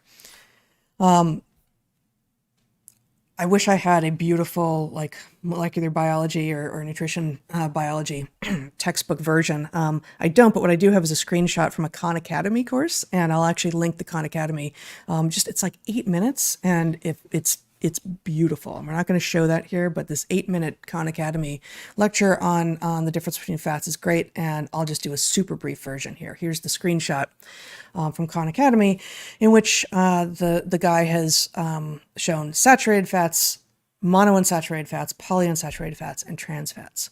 So this is basically OChem shorthand, in which these yellow things are carbon chains. Carbon always makes 4 bonds, and when it's singly bonded to other carbons, it has 2 other positions to bond to, and a fully saturated fat has no double bonds with carbon. There's no places where carbon is double bonded like over there where you've got 2 lines. They're all single lines, and that means that every carbon is bonded to a carbon to the left, a carbon to the right, and then 2 hydrogens, because hydrogen is what is sort of the default position. And then to be a saturated fat, it also, and to be a fatty acid, it also needs to have some kind of one of these oxygen-based groups as well. We're not going to go into that. But a saturated fat, therefore, is basically lines of carbons that are singly bonded to other carbons and are full of as many hydrogens as they could possibly have. That's what it's saturated with. It's saturated with hydrogen. And so they're linear, and that's this is too simplistic, but it's part of why a saturated fat is going to be solid at room temperature, is that you basically jam a bunch of them in together. That they pack in a way that leaves the molecules stable with respect to each other, rather than sliding around as they would in a liquid. Exactly. So a unsaturated fat is one in which at least one, in a monounsaturated fat, it's one. In a polyunsaturated fat, it's more than one. At least one of the carbons is doubly covalently bonded to each other. And that means that a carbon that has at one side a single bonded carbon to it and another side a double bonded carbon has only one more position that it has available. And that's going to be a hydrogen right there.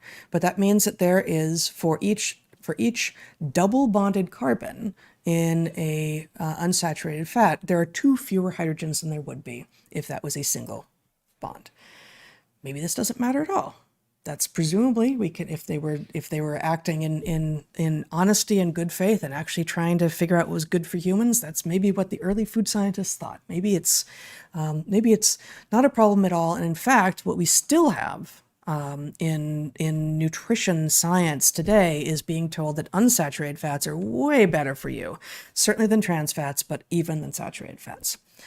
So that's a monounsaturated fat, and you can see it's got this little kink in it. It's got a bend because when you have a double bonded carbon, it causes the chain to kink, and it's just got one kink in it for a monounsaturated fat. It's got multiple kinks in it for a polyunsaturated fat, and you can see the more poly it is, the more of these double carbon bonds there are, the more kinks, and therefore the more voluminous this is going to be, and the less tightly packed you're going to be, and the more likely you are to be liquid at room temperature. And again, saturated fats like butter and tallow and lard, unsaturated fats, things like olive oil, and polyunsaturated fats, seed oils.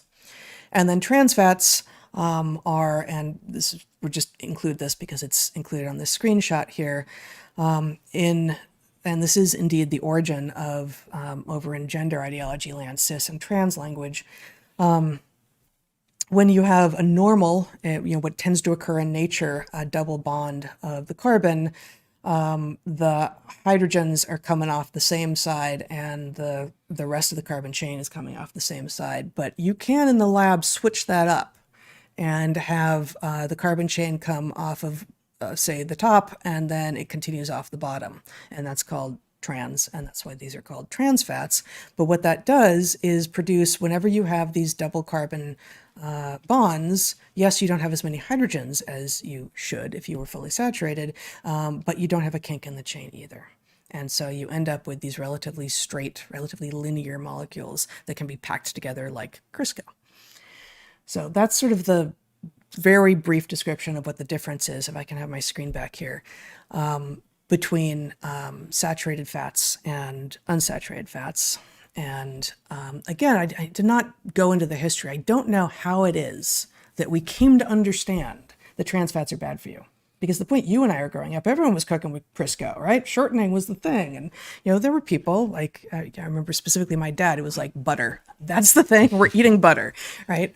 But tubs of margarine and Crisco, like we were being told that this was good for us, and now somehow people know that's not true. But hold on, people still are convinced that the unsaturated fats are better for you than the saturated fats, because that's what we are being told by everything from the American Heart Association on down. The American Heart Association, which I discovered this researching something a few weeks ago, Yep. which was apparently created actually to legitimize seed oils. Right. And so, you've got a kind of a pattern of what always happens in this case. You've got some sort of food that is natural, with which our ancestors have an evolutionary history, and therefore we tend to be pretty good at extracting the value out of it, breaking it down in a way that doesn't make it toxic, whatever it is. It has some form factor, right? Butterfat. And then you have an industry that wants to deliver a product, and it has laboratories that are capable of addressing issues like, you've extracted some plant oils, corn oil, and you want to deliver it to people who are eager for butter, but they're not really eager to pour corn oil on what they're doing. So it needs to take on a butter form factor. And so you can hydrogenate it, and you can get the form factor of butter in something that the plant created as a liquid. And To begin that, though, I'm sorry if I missed it, but you have to have created skepticism of butter. right. Otherwise, people just keep eating butter. Right.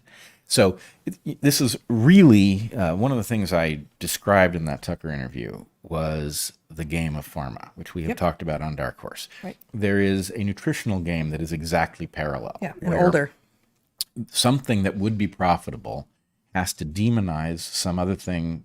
It has to demonize its competitor. Oh, that's not safe at all, right? Hydroxychloroquine's not safe. And you know what else isn't safe? Butter, right? And so you got to demonize some product. And oh my God, that's causing heart attacks. You know what you really need? You need some butter form factor bread spread that is made from corn oil, right? Because they have an easy time growing corn. The profitability is high. And so what they've got to do is turn it into a butter-like substance. How do you do that? You throw hydrogens at it. That's wonderful, except it's not yellow, so you can add some coloring to make it yellow. Now it's very butter-like. Now you need a advertising campaign. Ask your doctor if margarine is right for you. And here we have it. Yeah. This is a 1950s ad for margarine that I used to use when I taught about these things. The smoothest spread to put on bread. You like margarine. Of course you do. It's good to eat, good for you, and good for your overworked food budget. And you like margarine yellow, but you get margarine white. Why? Because of outworn laws that place a federal tax of 10 cents per pound on yellow margarine. Actually, if the law would allow it, you could buy yellow margarine at no extra cost. No wonder people are stirred up. Sorry, it's tiny. Fortunately, wow, I gotta make this a little bit bigger. Fortunately, far-seeing men in Congress are working to see that you get margarine yellow the way you want it. Give them your wholehearted support. Remember, the voice of the people is the voice of the lawmaker. Fight for the right to yellow margarine. You've got to fight for your right to yellow margarine. Right. So That's an actual ad, guys. That's an actual ad from the 1950s. From the National Association of Margarine Manufacturers. Of course it is. So here's the thing. You and I grew up in the 70s and 80s Yep. in households that had been a victim of the margarine psyop to a greater and lesser degree of effectiveness. I would say my family was fully hoodwinked. Your father wasn't buying any of that crap because he was a down-to-earth guy who grew up on a farm. And I think growing up on a farm was the big thing. right. But anyway, look, here's the where the rubber meets the road on this. Yep. It is, you and I have studied biology. We have arrived at a conclusion about what we call hypernovelty. That's largely the subject matter of our book. There is no way that the process, the game of big nutrition, where they identify a historical food, they demonize it, they have a way of producing something that's like it that will have a much higher profit margin. They create it in the lab, they adjust it, and then they run a psyop to get people to accept it. There is no way that ends up healthy. Right? That ends up causing health problems. How many people have died of pathologies that are downstream of hydrogenated plant oils? It's a huge number. We'll never know, but it's a huge number. And the point is, it was all perfectly predictable. Right. This article has nothing to do with that. This is not hydrogenated plant oils we're talking about here. This is what I was raising my hand about a little bit ago. I was confused because I looked up the ingredients in Crisco vegetable shortening and margarine. Yeah. It is hydrogenated. Yes, it cellulose, is, and that's which not what this my article is about. Okay. Right. So this article is not about trans fats. This is about unsaturated fats versus saturated fats, and specifically saturated fats versus monounsaturated fats versus polyunsaturated fats. Again, with the recognition that so polyunsaturated fats they derive from a plant, but they are really basically not possible to be pressed without modern technology. And part of what is wrong with the way that most of these polyunsaturated fats are produced is the detergents and such that are used to extract them, which is something that Zach has actually informed us of quite a bit. All of these fats, everything from butter to safflower oil, has some saturated fat, some monounsaturated fat, and some polyunsaturated fat. But it's the ratio that matters. And so we can talk about butter basically being a saturated fat because it mostly is. Okay. So I'm going to have you first just show the figure, for the original figure here from the paper, and it's hard to interpret. It's typical sort of not very clearly labeled, unfortunately, scientific. That happens. Scientific visualization, and I'm not going to go into most of these details, but I did prepare a better graphic based on the same thing. But I just want to point out before I go on that the two lines on each of these graphs are about the total saturated and alpha beta unsaturated aldehyde concentrations. So we're talking about toxic aldehydes that are being generated by the frying of these fats. Okay, so this is just a clearer version of same, and I'm about to tell you what a little bit more. So figure 1, the title is Generation of Cytotoxic and Genotoxic. So that's cell killing and gene destroying aldehydic, those are aldehydes, it's a particular kind of toxic molecule, lipid oxidation products, that's just like all of the oxidation products that are generated in culinary frying oils, corn oil, sunflower oil, coconut oil, and butter were the 4 that they chose, subjected to laboratory simulated shallow frying episodes. So that seems very like a lot of very fancy talk, but basically they started at time 0 on the x-axis and go only through 100 minutes, which is a lot less time than you're going to get in, say, a fryer that is being used for a week solid before you throw out the fat. Yeah, this is the equivalent. They are testing effectively pan frying over a short period of time. Mm-hmm. Well, sure, 100 minutes isn't that short. Well, but compared to a week. Yep.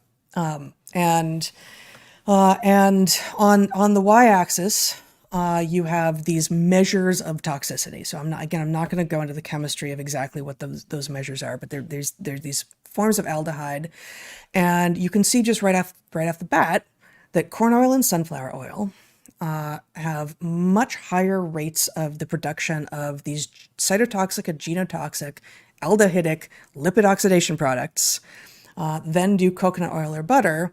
And it's even worse than you think, because check out the y-axes on these things. And coconut oil and butter have y-axes that are half as short. And so they actually had to extend the y-axis on the high saturated fats in order to get anything that was readable, which means that this is even worse than it looks like. And just to clarify, so I keep on saying like saturated fats, monounsaturated fats, polyunsaturated fats. These authors say, you know what? All unsaturated fats are not equal. The less saturation or the less unsaturation, the better. So monounsaturated is actually better than polyunsaturated fats. And here are their ratios of saturated fatty acids to monounsaturated fatty acids to polyunsaturated fatty acids in corn oil. 62% polyunsaturated fats. In sunflower oil, 61% polyunsaturated fats, basically equivalent between corn oil and sunflower oil. In coconut oil, 91% saturated fat. Amazing. With 7% monounsaturated and only 2% polyunsaturated. And butter, I'm a little confused about this, and a little bit of digging, I couldn't figure out why the butter numbers don't add up to 100%. It's not 100% fat. Because it's not. Oh, because there's protein. Protein, yeah. Because there's milk. Thank you. That's gonna be it. So I thought this was just about the fats, but that's got to be it. That they're looking at the entire makeup of the butter. So of the portion, given that butter isn't 100% fat, I guess I'm not going to be able to do the math in my head, but let's just say it's 50, of the fat. No, of the entire bit of butter, 52% is saturated fatty acids, 21% monounsaturated fatty acids, and 3.5% polyunsaturated People fats. can't see the 3.5%, so it's important to highlight that. Yeah, so that's three. Yeah, that's Polyunsaturated fats, 3%. 3.5% in butter. Yeah, so that could look very misleading. And So you indeed see, like coconut oil. I was surprised by the coconut oil to butter comparison. Right, we cook with both. I love butter. And I would have thought the coconut oil and butter were very similar to one another, just as corn oil and sunflower oil are with regard to their makeup of fats. And no, actually, coconut oil has way higher saturated fatty acid content, and it generates far less cytotoxic and genotoxic lipid oxidation products when food is fried in it at these relatively short periods of time. So I know you said it, but can you describe what the two different lines are? It's a mess. No, basically. If you want to give me my screen back for a second, Zach, so I can just make sure I go back to the right thing. Okay, you can read it now. It's sigmoidal time dependence of mean plus or minus SEM, total saturated and alpha beta unsaturated aldehyde concentrations, red and blue, respectively. So total two different aldehydes. Yeah. That's what it is. It's just two different aldehydes, and there's a lot of all of these classes, and I did not go into the chemistry and figure out what all the differences are and why it is that you can divide them neatly into two classes. So that's why I did not specify much there. And that's basically it. This paper, actually, I'll go back here. They've got one remarkable quote in here. I got it. It should also be noted. Oh, so these are, I think they're going to be British authors. And so when they say chip, they mean French fry. So it should also be noted that these estimated 154 gram potato French fry serving aldehyde contents. So this is in a small serving of French fries in the typical oils that French fries are being fried in. 154 grams, not a large serving at all, are not dissimilar to those arising from the smoking of a daily allocation of 25 tobacco cigarettes, i.e. the alpha-beta unsaturated and saturated aldehydes, crotonaldehyde and N-hexanol, respectively. Wow.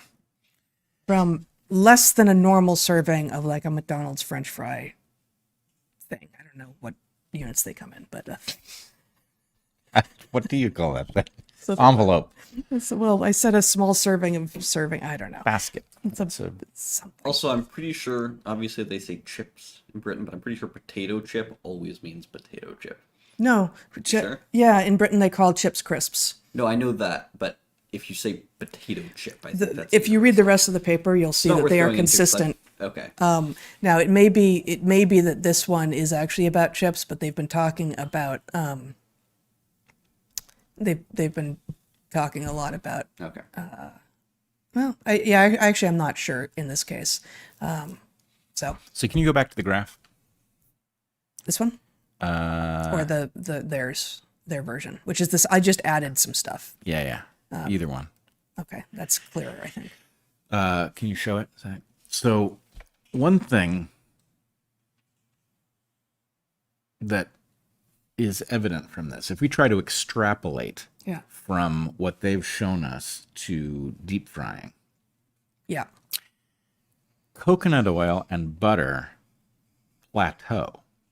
Yeah, you can actually, it looks like coconut oil and butter, I guess, is sort of asymptote out, and so what that means is, you can keep on reusing since it. the x-axis is time, what we're saying is that there's some level of these bad things that is produced, but it doesn't just keep going up indefinitely with more time. It actually, 40 minutes in, and you've gotten almost all the way there on butter and halfway there on coconut oil. And the numbers are tiny. So, I mean, again, the y-axis on coconut oil and butter is half as tall. Yep. And if you look at the corn oil and the sunflower, they do look like they're headed towards an asymptote. But the point is, the absolute quantity has far exceeded coconut oil and butter at the 100 minutes, and it ain't stopping. Right. So what this implies is that there are a certain number of molecules that will be converted into these toxic aldehydes, and the time in which you fry them adjusts how far along that process you are. And so from the point of view of either what they're calling shallow frying, if you're going to shallow fry something in a pan at 25 minutes in coconut oil or butter, you're at a tiny fraction of what will ultimately be produced that is harmful. So this reflects even better on those two things. And if you were to put them in a vat and do deep frying, the absolute quantity of these things will top out in butter and coconut oil early, presumably. And so in both cases, so I guess my point is, how bad are these things for you? Well, if the aldehydes are the measure of how toxic these things are, right. which is the measure these guys are using. I have no idea if that's the right choice, but they're not good for it. It's a proxy. Yeah. Maybe there's other stuff that you could measure, but it's a proxy. Yep. And short duration frying in coconut oil or butter is actually the tiniest fraction of what's going on in corn oil and sunflower oil, which are, of course, the industrial standard because they could be sourced in huge quantities. They're not seasonal at all, and they're cheap. Right. And so this is a classic case where the shiny reputation of vegetable oils has created who knows how much health damage. And the things that have been demonized, like butter, were better for you all along. All along. Yep. They were better for you all along. And so, I mean, these authors are understandably, I feel like I read in this very staid, standard academic prose, just deep frustration at having not been listened to for years and years and years. And I probably won't be able to find it here, but they say somewhere in here, They talk about how, despite the research that they and others have been presenting literally since the 1990s, health standards continue, like recommendations from public health organizations, continue to recommend unsaturated fats over saturated fats. Yeah. They continue to say that. And, heart.org, which is the official website of American Heart Association, at this point I expect that. And that's exactly what I found when I went there. But when I just tried doing I'm trying to figure out what I think, random Google search, pretending, not to be me, not signed in as me and everything, I could not find anything that suggested that this wasn't true, right? All of the standard, like Medline and like all of these standard sites that I maybe used to think that might be a decent starting place. Yeah. Are exactly the wrong place to go ever. Well, right. And so really the academic literature is full of garbage, but if you know how to read what you're reading, then you can at least find something. I believe that this is actually an impossible to imagine but very clear prediction of the game theory. Yeah. In other words, if you have a system that is open to financial corruption, how would that work in the case of oils and fats and the scientific literature? Well, you would have industry groups fostering the production of results that favor their product. What force is it that is supposed to prevent your academic institutions from concluding the upside down thing if it's profitable for some industry that understands they have to demonize the healthy stuff and valorize the dangerous stuff. Of course this would happen. So what we live in is an upside down world in which the experts are always wrong, because the whole point is the experts are a threat to an industry that would be profitable except for their expertise. So of course they've re-engineered the system to spit out exactly what they want spit out. And this raises a question about we are told we are not supposed to give medical advice because we're not medical doctors, right? Yep. On the other hand, what happens if the medical doctors are captured by a process that will cause them to give you advice that's bad for your health? Who is supposed to give you advice to ignore your doctor if your doctor has been captured by pharma or by big ag or by Monsanto or whatever, right? So I'm not claiming to know the answer to that question, but I am going to say it's a question, because again and again and again, you're going to damage your health listening to the experts because you're told that nobody is allowed to critique them. And, how many years of margarine did the world suffer through before it finally caught on to the fact that it was terrible for you? Yeah. And I don't know. I honestly do not know. And probably at this point, the work will never be done because, again, somehow we won on trans fats. But canola oil versus margarine. I don't have any reason to suspect that margarine is worse for you than canola oil. I'm sure that is that malinformation? Because probably some branch of the government assures you that trans fat is bad for you and canola and unsaturated fats are good for you, and therefore, since I'm disagreeing with the government, I'm causing you to distrust the government. So that was probably malinformation, but I don't know, and I'd like to know, actually. So these people could do the work. Like they could do that same work and also add a vat of shortening or margarine or something they're frying stuff in, and see what kind of aldehydes get produced. But of course, aldehyde might be the wrong. It may be that trans fats produce some other kind of cytotoxic and genotoxic nastiness that just isn't measurable by the same proxies. Yeah, we're living in a dark age that has been created so that people can continue to sell us stuff that's terrible. Yep. Indeed. But pleased to see this piece of work. Grootveld, Percival, and Grootveld, 2018. All right.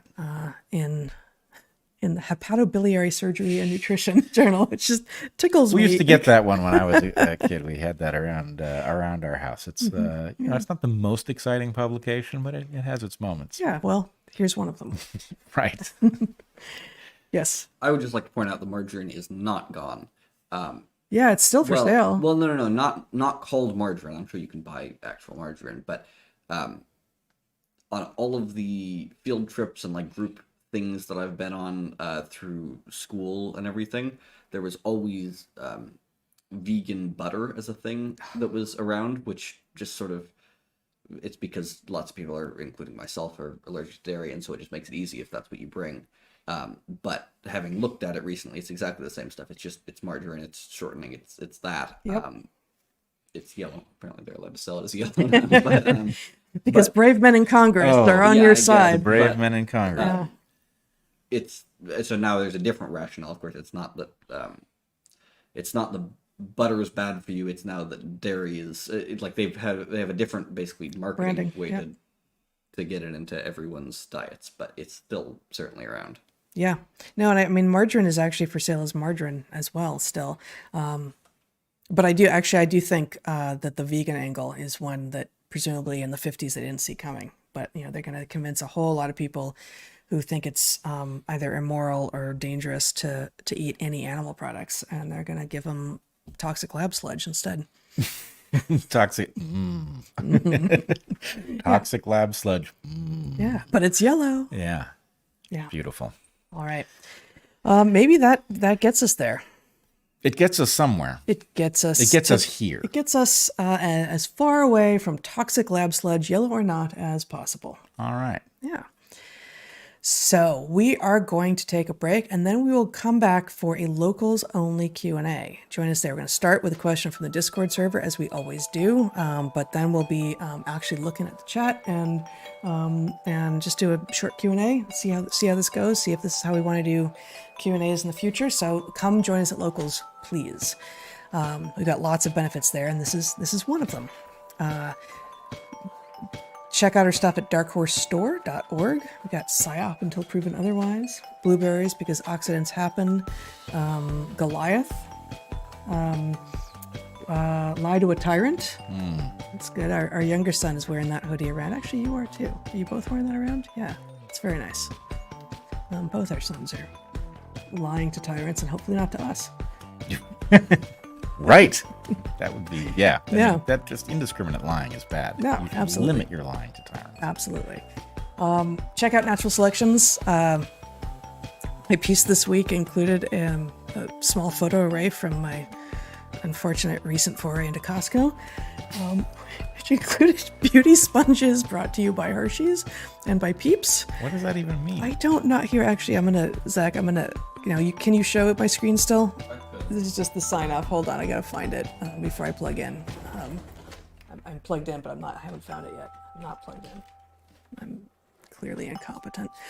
Okay, hold on. Yeah, so that's the picture. I can what? But what does it mean? So do you know what a beauty sponge No. is? Okay. I don't really either. But I believe that a beauty sponge is, it's like an open cell lab sludge.